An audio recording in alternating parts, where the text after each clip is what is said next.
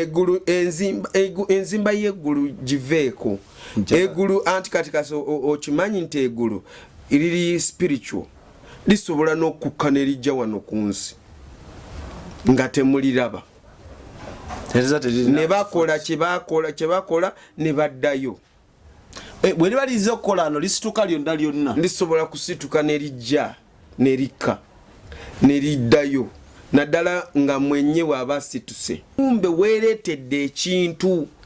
Okitegeera weeretedde ekintu ojja kwesanga family namba abawala abalimu mulimu ekintu kijja ne kibakozesa ng'okirabira ddala kisajja kyabawasa bonna nga bakyala ba kisajja ekyo kimu naye nga ekyo kisajja ono taata w'amaka oluusi ye yakola ki yakireeta ate oluusi yafadda ate mu kufa yagenda n'akolera ekyo kisajja ate. Okitegeera kati ogenda oleeta ekintu ku nsi kuno bw'ofa ofuuka ate mukozi waakyo. Ofuuka mukozi waakyo. Kati for example nga basajja bagenda ne bagula amayembe. Okitegeera n'aligula n'alireeta waka libadde teririiwo. Kitegeera yaguze buguzi kati mu kuligula lifuuka lya waka ne libeeraawo ki waka. Kati wakaawo liba lina okukola emirimu mu nsi y'omwoyo.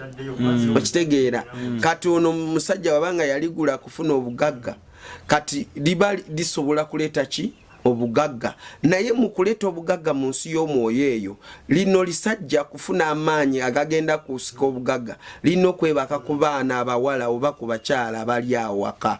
Bwe yandaba n'agamba pasita ntaasa eno banaye ndi mu kufa ng'ali ku nsi awogga n'eddoboozi lituuka mu ggulu. Ntaasa. Okitegeera kati nga Yesu agezaako kunjigiriza nga alina kyajigiriza n'aŋŋamba nti kino kye tuyita nti omuntu yasalawo n'obulamu yasalawo kukola ekintu ekikyamu ate nga woba okola ebintu bikyamu oba gwe wennyini wesalira musango kwegamba obanga nga gwe kennyini wesse. Be bali bandaga amagezi ga Katonda n'amaanyi ga Katonda n'ebintu bye bakozesa okutonda ensi ne bandaga ensi eyagalibwa.